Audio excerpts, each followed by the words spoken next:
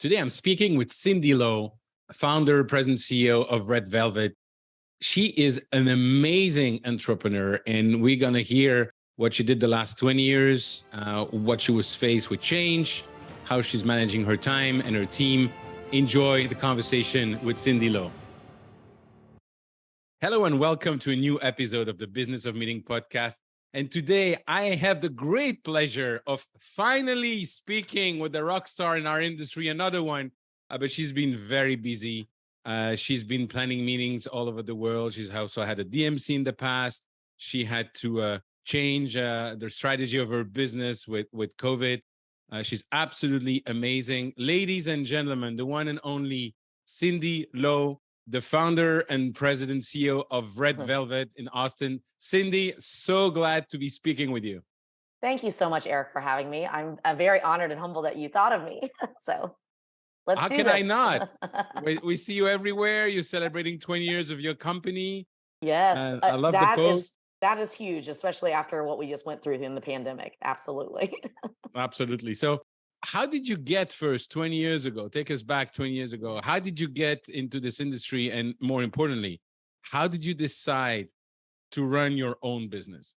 So I always tease people when they ask me this question that it was really a happy accident. But now I actually have a quicker way to kind of tell the story because 20 years is a long time.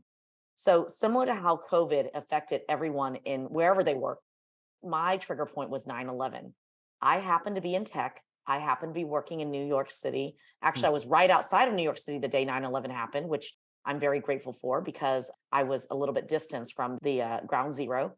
But that moment in time, it affected a lot of me questioning what I was doing professionally. It wasn't that I didn't like my job. I actually enjoyed my job, but I did question, why was I doing my job? Was I doing it just purely for the money? So remember, I was in tech. We were doing very well. I was a road warrior, which meant I traveled from Austin, Texas, up to New York City every Monday and then came home every Thursday. Wow. 9/11 happened on a Tuesday. When it happened, I thought, oh, I'll just jump back on a plane and come back home. As we all know, those that remember 9/11, all the flights were shut down. Yep. And so I couldn't get home until Friday. So I had a lot of time to think about things. And then when I came home, I was really questioning, should I be just continuing to do this job that, again, it was challenging and it was rewarding, but it wasn't like I woke up out of bed loving it. So as I was kind of exploring my, next path and my career move, a lot of people try to point me towards meetings and events. But what's funny is, again, this shows you how little I knew about this industry. I thought the only way to make money was if I worked as a venue. So either in the hotel side or as a venue manager, and I didn't want to do that. And so I had applied for 3 different jobs. I got rejected. I could not handle the rejection. And that is actually why I started Red Velvet. Every one of those rejections said I had no experience. So I said, you know what? Let me create the experience and then I will reapply for these jobs a year later. Needless to say, 19 years after that, I never reapplied. So that's why I said it was a very happy accident because I had no experience, no formal experience. I had a lot of volunteer experience. I had business school experience, obviously, but I had no true formal hospitality experience.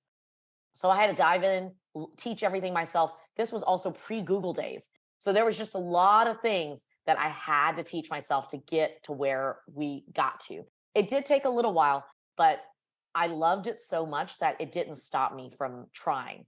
And looking back, there's many ways I wish I had known better to scale it faster because we really did not hit our stride in growing really fast until our 10-year mark. So that's how long it took me to figure it all out. But I'm telling you, if I could restart my business now today, I think it would be so much faster between social media, Google, just the resources are limitless, and I just think there's so much out there. And I would not stop anyone from doing it, but I wrote a book about it a couple of years ago and I told people, these are the things though you have to be realistic about when you're starting a services business. Mm-hmm. So that's how I started in the business. I switched from corporate tech to project management to this. That's awesome. What's the name of the book? Behind the Red Velvet Curtain. And it's available on Amazon. Yeah. Awesome. But I still want to stay a little bit on that when you say, okay, I get it. And that tells a lot about your character. You don't want me? Okay, I'm going to start my own and then I'll come back. But what is really the trigger that said, I get it. You would say, I'm going to change from the corporate tech. Great. But why meetings and events? What is this something inside or Yeah. So what at was the it? beginning, I'm going to be honest. I mean, 20 years ago, I think it was more the curiosity of like, could I do this as a business? But now I can tell you genuinely why I love the industry so much. One, to me, it is literally problem solving every day, different problems in a very creative environment. Yep. I love that. I love it when a client comes to me and says, hey, we have a problem with this software, or we have a branding identity, or we launched a new product and it hasn't really taken off. What can we do through the lens of events or experiences? Can we make this extraordinary? And of course, now the buzzword is, Instagrammable, viral, yada, yada. But Mhm. I always thought like that prior because I have to give my old boss credit. He did not do small events. Now, mind you, I was not on the events team on my old company. I was, again, a tech, but I got to attend it. And I also got to be at those events as a tech person. Mhm. And anytime I was there, I was fascinated by the logistics and the just everything that had to come together. I'm like, how did you get from point A to point B? And that's when I realized this is what I was meant to do. But the struggle is real because a lot of people don't, again, understand how blue collar this job can be. And if you came from a very white collar job, several of my friends have like tried to subcontract with me. And one day on the job, they're just like, Cindy, I don't know why you gave up the corporate ladder to do this. They shake their head and they go, you literally left like the golden handcuffs to come do this. And they don't even know that you're CEO. And I'm like, no, because I love this. Like I love being in the whole weeds of Yeah. everything. And I get it. It's very strange. But it's the idea of bringing it and making it magical, after all that Yeah. headache of strategizing. That's funny because I have the same journey as you, just a few years before, Yeah. as working in marketing and finance, and then met a couple on holidays, get into partnership with them because when I was a business student, I had this organization called ISEC that I was traveling a lot with, Yeah. and partnership didn't work, so I decided to start my own business. But my sister, of all people in the family, like everyone in the family, was, "What is it exactly that you're doing? Because you seem to have a lot of Yeah. fun. You're traveling all the time. You're doing all those great things." And I had an incentive trip planned for Cafe de Colombia, Juan Valdez, at that Oh. time. And I said, you know what? I need some help. And I'm hiring 3 people for this. You want to be one of them? I said, sure, sure. And she told everyone, we're going to have fun. And at the end of the first day, she was like, is it like that every day? I Yes. said, yeah. And so afterwards, she said, I've done it once. I don't want to do it. Yep. And that is essentially why we do internships, because a lot of people see and attend. Yeah. And when we interview them, we explain, we're like, there is more to it. It is a lot of fun, but it is also Oh, a yeah. lot of hard work. A lot Absolutely. of hard work. Absolutely. And also, one thing I like is you have to be able to talk with your customer like 30,000 feet view. Yes. Yep. And then you have to go Go into deep. checking that the spelling on the name tag is exactly the right one. You got it. You got it. How did you find your first client, Cindy? So this is where I will tell you, I'm very grateful that I did back then, 20 years ago, networking wasn't a big term because LinkedIn hadn't even started yet either. So I emailed literally my group of friends and contacts, both from my business school and from people that previously I worked with. And I told them I was going to launch this business. And that is actually how my first conference came about too. First conference, first personal party, because at the very beginning, because I had no business, I just wanted revenue. So I took everything, bar mitzvahs, weddings, corporate events, but quickly I realized that I enjoyed the corporate side. So we did eventually drop weddings off, and we eventually dropped off social parties as well. I Yeah. admire you because in 20 years having my corporate event agency, Yeah. I always refuse to do bar mitzvah and things like that. I don't want to deal with that. I don't want to deal. I don't want to be seated to that person at the table. But so it was like word of mouth, one after the other. It It was was. local. What was it? In fact, here's what's crazy. We were 100% word of mouth until 2020. 2020 was the first year we paid for an ad. Wow. I kid you not. I Yeah. I definitely believe you. It was really sad actually because we finally broke down. I said, you know what? I think I'm going to do paid ads for the first time because luckily we still had some clients that were kind enough that because they had already signed our contract, They were like, okay, let's work together and figure out how to do virtual. Now, it wasn't perfect, no, because our first virtual was literally April of 2020. Hmm. And we had never done virtual prior to that. So we were learning together. We jumped 2 feet in and just jumped in and tried to learn. And we learned a lot because it was a big virtual, which Yep. again, we also quickly learned what we didn't like about virtual. And I know everyone was learning, but the thing is that revenue wasn't coming in as quickly as it used to be. And prior to the pandemic, right at the pandemic time, I was 27 full-time employees. And that was my number one job, was to keep them as much intact as Mhm. possible. And I'm proud to say that we at least kept everyone on board until December 31st, 2020. But honestly, looking back, knowing what I know now of how long the pandemic lasted, and also how our revenue, I mean, of course, hindsight is always 2020, of seeing everything. We probably should have done a layoff, sadly, earlier. We didn't do a layoff until that December 31st, 2020. But Mhm. here's what's also crazy is that then the other half of the people that did not get laid off quit. Huh. Yes, it was not in solidarity. It was because they were all exhausted from working through the pandemic, Wow. and they didn't like the virtual. Even though I was very hopeful and optimistic that we were going to go back into in person, because after all, we're in Texas. We were one of the first states that reopened, and we were very grateful that our first in-person really large event was May of 2021. Our client was willing to take the risk. We did it outside. We did it with hand sanitizer, mask, everything. Because again, vaccines, if you recall, the schedule was vaccines had rolled out January of 2021, but Right. it was kind of a mess. Not everyone got it, so not everyone was ready and willing, and not everyone's back in the office. And remember, we only did corporate at that time. So again, we just learned a lot, and sadly, I had 100%, almost 100% turnover. So Wow. that's why I said it was not easy getting us to this point, but Yeah. I'm very grateful to where we are today. It's again, I had a similar experience, but the previous crisis. Yes, 2008, It, 2009. Yeah. correct. And I was still in Brussels at that time. I Mm, did keep everyone for a while as well. And I had this plan that the economic crisis will be done in 2 years, yeah. which it was in the US, but not in Europe ever. Oh And so no. I had to lay off people that I would have never thought I would have to. Correct. Oh, 100%. Um, Same here.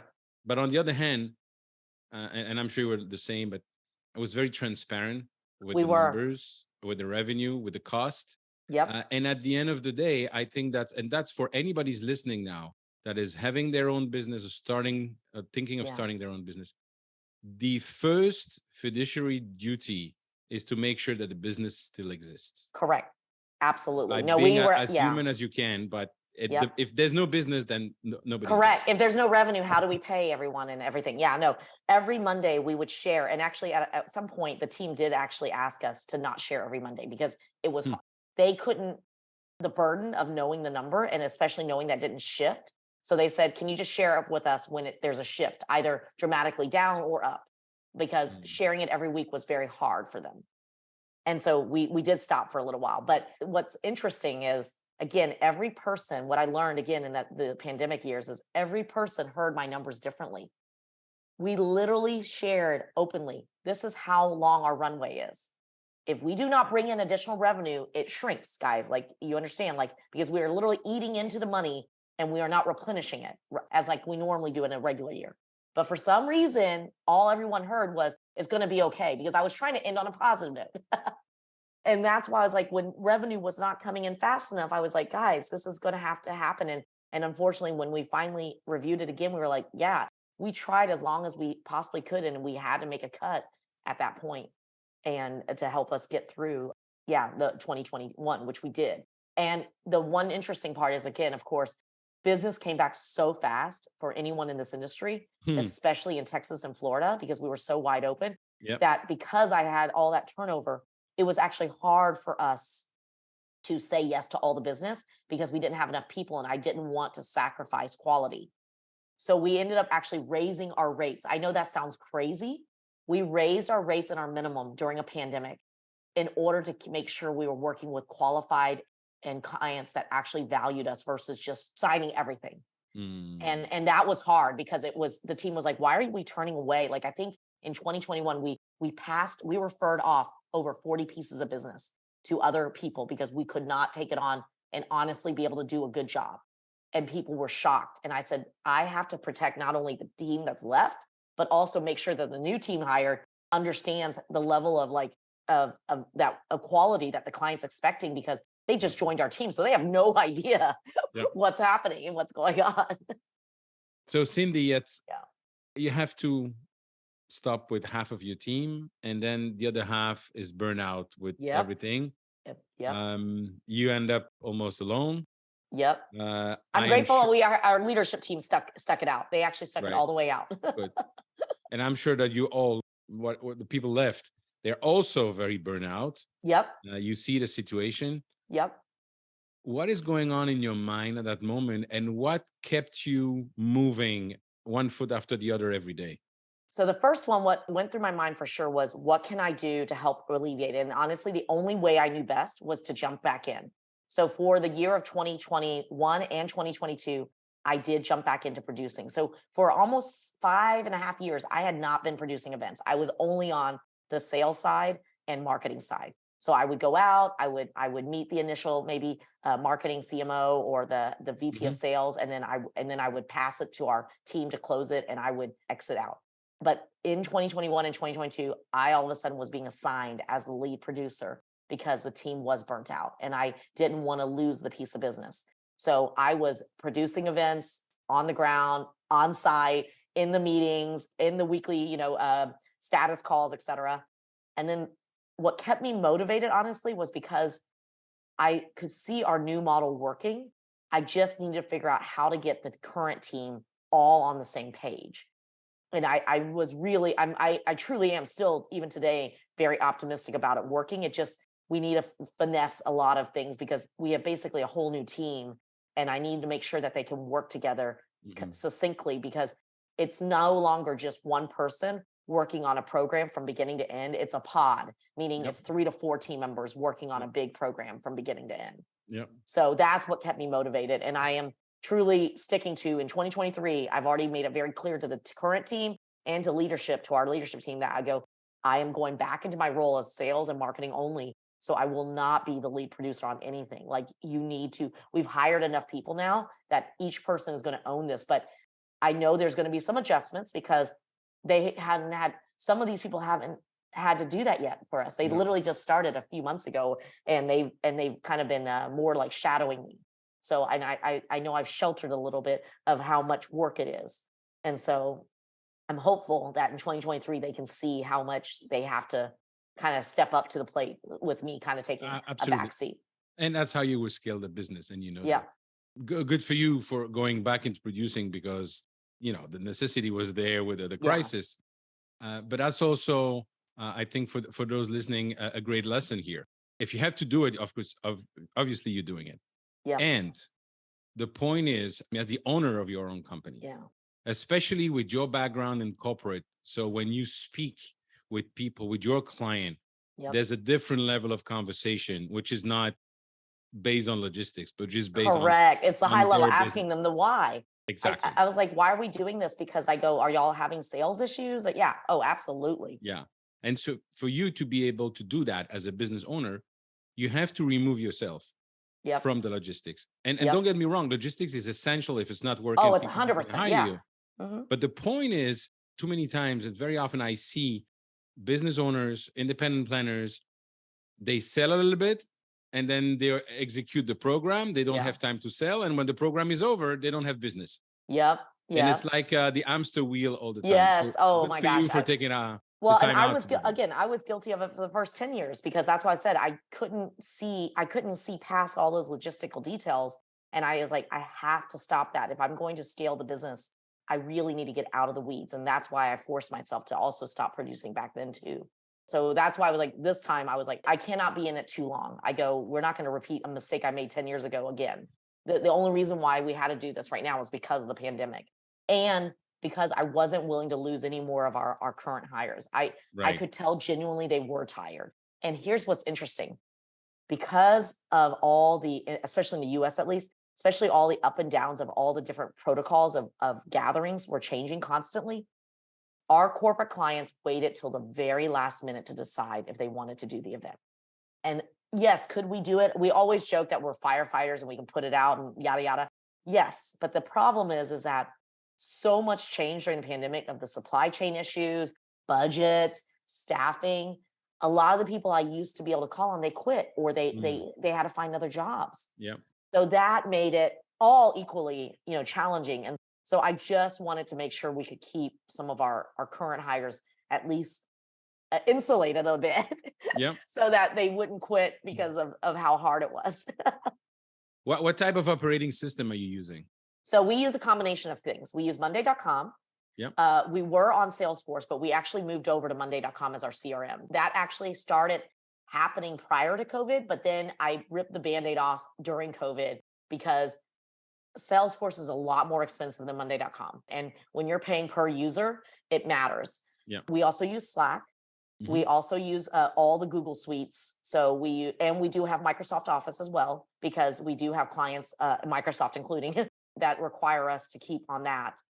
But those are our big ones. Now, what's interesting that I always talk about that people don't do, we use Harvest to track our time. And let me tell you why. And this was even prior to me pivoting to this agency model. If you don't know how much time your team is spending on a sales lead, on an event execution on site, or even just recruiting people for an event, you have no idea how much effort you're putting in because all of my employees are full-time employees. Mhm. And when they tell me that they are already, worked up for the week, we're like, oh, that's weird because we're only billing out XYZ number of hours. Like that doesn't add up. So we're trying to figure out where our inefficiencies are. Yeah. And that is actually why we used this time tracker. So we've used Harvest for probably 10 years now, but we used another time tracker prior. But I literally have basically 19 years of hours based on all different sizes of programs, even weddings. And you can tell quickly, like, oh, if it's a multi-day conference of this many breakout rooms and this complexity, this many stakeholders, this is how many hours we burn through. Awesome. And that is what you need. So I always tell people, do you know how much time you truly put into this program? Because you may re-question and reevaluate how you're pricing. Absolutely. Not only the pricing, not only the organization and the Yeah. inefficiencies internally, and also the sales part. Because when you're in front of Yes. a client, if you say, I have this 19 years of try, and I know Yeah. exactly how many time we're going to spend, this is what we're going to Yep. do for you, it's so much more powerful. Oh, 100%. I still kind of grin because there have been a few, because we have an open book policy. And a few times clients have asked, can I see that export when we send them their monthly invoice? And I go, absolutely. We send it to them and and everything has to be labeled in our side from our employees. And there's only been twice where I've seen where maybe we over calculated maybe an hour or two to them for like anything, but in general it was pretty accurate because it was like 15 minutes here, 20 minutes here, maybe an hour Zoom call now here, and they had no idea that every time they were calling that they were taking an hour of our time. And this literally laid out every time. And now it's even easier because Zoom really does track because I mean, that's why I was like, we don't have to, like, it used to be just only phone, but now because they're setting up Zoom calls, it's even easier to show, like, hey, you're eating into every hour. And so when we do these estimates, it's funny because the client's like, oh, we don't need that to be that needy. And I go, here's what's going to happen. Again, this is 19 years. You're going to tell us your idea. Great. We're going to have obviously our first 3-hour kickoff meeting. Great. We're going to share with you the first set of proposals and we're going to probably have a powwow and go back and forth. But then you're going to change your mind 2.5 times on every decision that we showed you. And it is true because we go back and Absolutely. we look at it. And the only time when this has not happened is because if we have a condensed planning period. So what's interesting is that we do encourage to start 8 months out, but that is why we have 2.5 times the changes. But if we only have like 6 weeks to plan, then they really don't have, because we don't have the luxury anymore to change it because we're Yep. kind of set on printing deadlines. Absolutely. No, it's funny because yeah, you're so spot on. And imagine when I was in Brussels with my corporate event agencies, the lunch, if I would have to take it, Yeah. the time you're sitting down with a client and in Brussels is like 3-course lunch. So that you have a really long lunch. But it's good as well. It's good as well. Absolutely. I am 100% for in person because you really can't connect as fast. I mean, you can connect immediately here on Zoom, but you really, make you gel when you finally can meet in person, have over Mhm. coffee, over a meal. And again, you remember things too. And people are also more relaxed. And so that's why I'm very Absolutely. pro in person, whether it's an activation, meeting, conference, luxury incentive. And so I still laugh during the pandemic. Some people were like, what do you think about us doing virtual incentives? And I'm like, no, like I would rather you send me a really nice gift box than a virtual incentive any day. Absolutely. Like that's awful. I was like, no, we only did it Absolutely. because we were all locked down. But no, now that we're reopened to some degree, you should rethink about it. And I think that's where people don't understand really the impact on a true incentive travel, where you create experiences that Yes, that you cannot be remember. duplicated. Yep. And I again have to thank my old boss because I didn't know. I was a 21-year-old at that time, not understanding how crazy and wild because my parents were like, you understand that this is not real. Like most companies do not take their 21-year-olds to Las Vegas after they finish a really good deal. And I go, well, we did. And they were like, it's not normal. And that was what honestly again got me going and thinking about all this. And so Yep. yeah, and if you don't Absolutely. mind me plugging, because we worked so hard this year and we had so many new people, I'm taking the entire team to Punta Cana on January 2nd because they honestly, well, four of them are brand new, so they got lucky. Those four, but because we're right now 18 full time. The other, it's honestly because I mean, we worked our asses off Good this for year, and you. it was Yeah. very hard. And so I was like, you know what? Let's kick off the year. We're gonna work a little at the very beginning, but then we're gonna play the rest of the time. We're That's there for a awesome. week. No, good for you. Yeah. Talking about that, and I always have that joke that the out of office in June in Europe is I'm gone for the summer. I've seen the memes. Please send me an email back in September. And here is, sorry, I'm having heart surgery. I'll be Yeah. off for the next 6 hours, but I'll call you back tonight. I admit I am very guilty of that, but I am trying my best not to put that on the team. Got it. I am very guilty because sadly, okay, so this was again rolling back to when I had my first child 16 years ago. I was on my BlackBerry and my husband captured it on the camera. And as I come out and she goes, there's Cindy, we're responding to whatever email it is. And it's because, well, one, I know I'm the owner. And two, at that time, I only had one full time employee. So that's again, at that time, I didn't have enough people to delegate to. Yeah. So it is what it is. But how do you manage the professional life, Yeah. the business owner life, the team leader life, the spouse life, the mother's Yeah. life, and some personal time, hopefully for you? How do you Yeah. do that? So I call it integration, meaning you have to first know how much you need a break. So I have found, I've learned because we've tried different methods. So I should also fully disclose my husband is also an entrepreneur. He's the CEO of a software company that's global. Like they have offices in London and Portugal, and his team is slightly larger than ours. It's over, I think it's 160 employees. And so we both live a very busy lifestyle. So I will tell you that one is if you decide that you are going to have a partner in life, you need to have a partner in life that is going to match you and going to support what you're trying to do. Yep. So when we first had our children, my husband was like, there is no way you can do this without help. Like you need to get help. So he's actually the first one that forced me Mm. to get real serious about Red Velvet's employee hiring and said, you need to stop with the contractors and hire your first real employee. And at that time, we weren't making enough money. So what we did is we had to basically make a decision that I'm going to stop paying myself and pay this full-time employee, but then I'm going to give myself a timeline so that I can pay myself eventually. But back to the balance is that we had to have these open conversations constantly.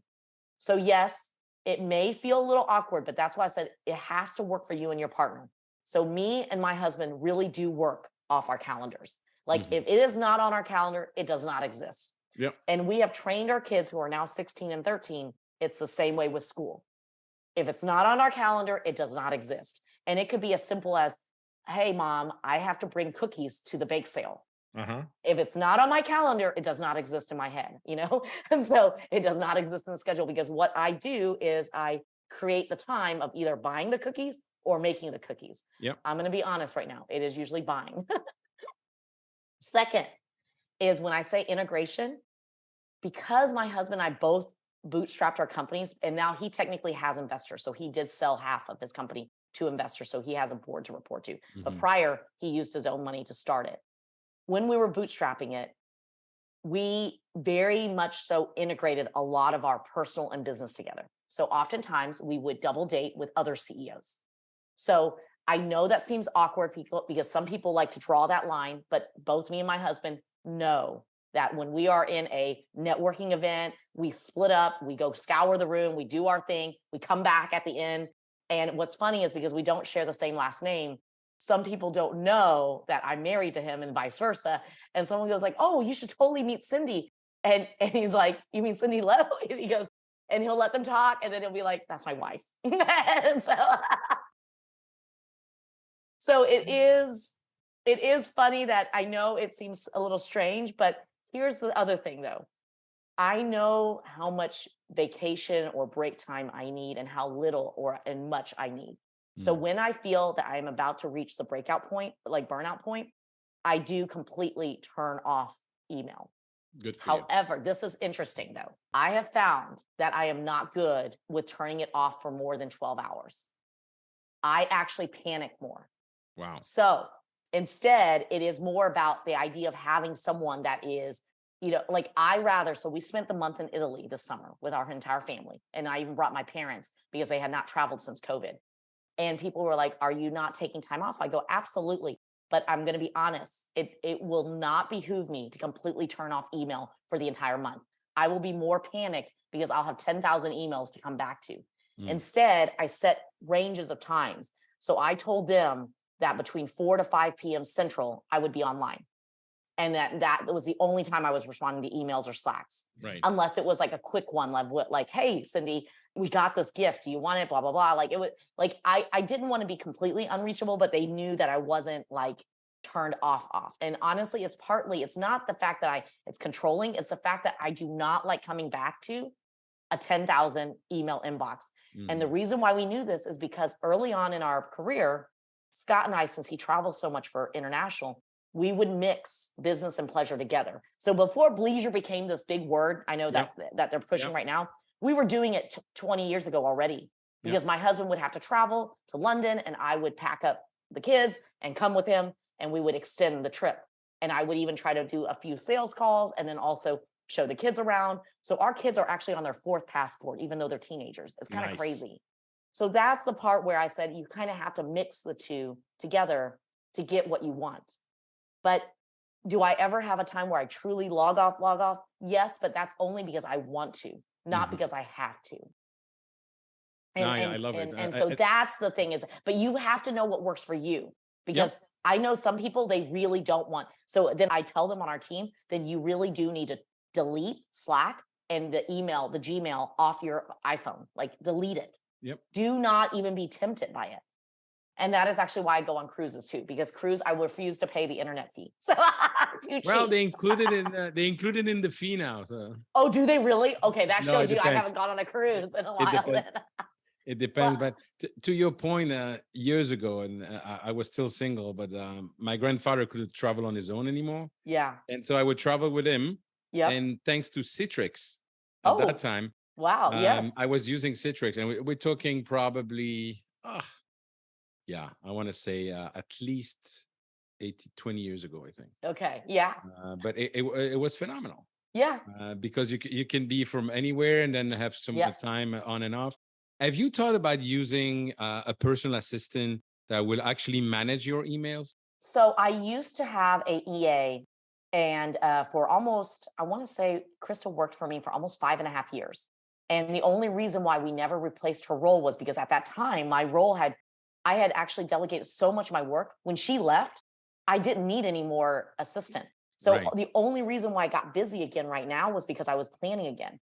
So Hmm. my hope, and I'm secretly hoping that this will be in 2023 and I'll prove my theory, is I'm hoping that if I get back to where I'm just doing sales and marketing again, Yep. I won't be as busy. So I won't need that assistant. The only reason why I needed the assistant was because of the fact that I was in the middle of planning. Awesome. And so that's what my hope is that I'm back to a more normal schedule. So you're obviously an entrepreneur. You have a lot of experience managing teams. You can react things happening. What make you change your business model? And Yeah. I know there's the pandemic, but a lot of people Well, during the no, what's pandemic. funny is we were actually started this in 2017. We Okay. used the pandemic to expedite the Band-Aid pulling. So take me So, yeah. through the thinking process, if you don't mind. Yeah, absolutely. So in 2010, we officially had kind of declared ourselves as like Austin's DMC. And then we scaled, we grew, we became number one. It was very exciting. I mean, heck, I bought a physical office headquarters in Austin, was able to renovate it because of how much money we were making. Hmm. That happened in 2016 to 2018. We moved in. But in 2017, and this probably coincides a little bit with also my schedule, I was getting a little bored and kind of getting a little antsy. And I actually even spoke at ADME, which is the Association for DMCs. I said, guys, have y'all not noticed more and more of the leads that are coming in for DMC requests can be answered by Google? I don't want to become like a fancier Google. I want to be more strategic. I want us to Mm. be more thought worthy. I want to do these big DMC events that are more about, really transforming the space and making them feel like they are part of the city. Yeah. Not just, oh, can I get 10 linens and 10 centerpieces and can you pick me up at the airport? I mean, those logistics are important, trust me, because I'm using a DMC in Punta Cana where I'm taking the team. But I want to do more than that. I wanted to be a part of all the strategy meetings. So that's when in 2017, I already started ideating of like, what's it going to take for me to wean off DMC and to do more strategy? Because keep in mind, because South by Southwest is in Austin, we have actually been very fortunate to have a lot of big programs where we are hired as the agency in Right. Austin because of that. So we already started making the moves, making the plans. I even broke up with a consortium that was a part of in 2019. So all prior to the pandemic. But then when the pandemic hit, I said, guess what? I think it's no better time than just to pull the Band-Aid off and make it real. And that was the thought process. It was hard because honestly, even coming out of the pandemic, some people are still sending us leads, but don't worry, we pass them along to several DMCs that we are friends with because I don't want anyone to feel like they can't use a DMC. I still highly encourage it. In fact, Right. I was in the Bahamas. I used a DMC in Bahamas. Like Mhm. as we're traveling, I know when I want to use a DMC, but I am trying to push all the DMCs to be more thoughtful and strategic. Don't just send me a catalog of stuff. I want you to take the time to understand what our company does or what our brand, our client does, and try to propose some really creative outlets. Awesome. Yeah. Awesome. So Cindy, I can listen to you for hours. I love your energy, your way thank of you. thinking. It's just amazing. But the format of the podcast, unfortunately, Yeah, you it got to is keep what it it is. short.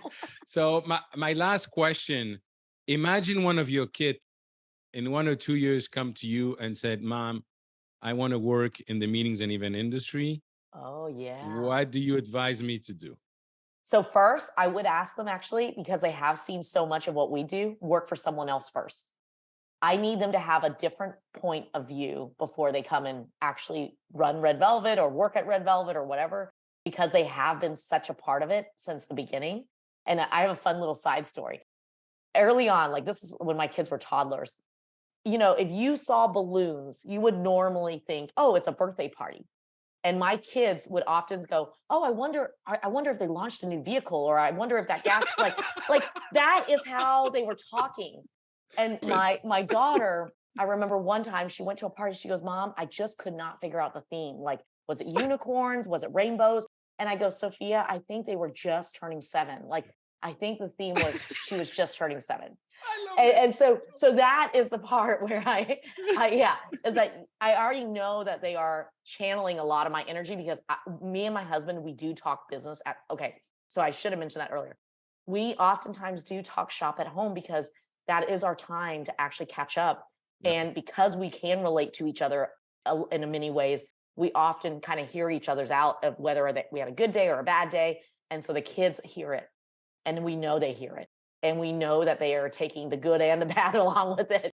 Because honestly, one of my kids does not want to do anything that they see what we do way too stressful. They were like, Mom, I want to go work and just get a paycheck and come home and play video games. Like I don't want to I don't want to come home and then talk about, oh my gosh, you won't believe what this partner did or this client did, and Mm. and they don't want any of that. So whereas my daughter's the opposite. She goes, what's the fastest path for me so that I can make as much money as you? And I was like, Sophia, you have to work your way up. No one's going to hand you a check. You've got to Yep. earn your credibility. And there is no extra credit in real life. Correct. There is no extra credit in real life. You just got to do it. And you genuinely got to do it from the heart. So basically, having them maybe taking over one day, working, it's totally an option. So you would It not. might be, but we'll see. Sophia honestly said, she goes, I'd rather be the client that hires you, mom. I want to be that person to boss you around. Wonderful. Cindy, thank you so much for taking the time. Happy anniversary to Red Thank Velvet. Happy you. 20 years anniversary. Congratulations. And I'm sure we'll meet one of the industry Yes. event, but I'm very happy you took the time. I think this is an amazing conversation, very inspiring for those listening, and a lot of success. Merry Christmas, Happy Hanukkah, Happy Holidays, Happy New Year, and hope Yes. to see you soon in person in 23. Thank you, Eric, again for having me. I really appreciate it. Cindy, thank you so much for sharing your experience. Truly inspiring conversation. I wish every business owners in our industry could listen to it. Ladies and gentlemen, if you want to connect with me, please reach out on LinkedIn or join my Facebook group, www.eventbusinessformula.com/group. And if you enjoyed this conversation, please share it with your network. Thank you.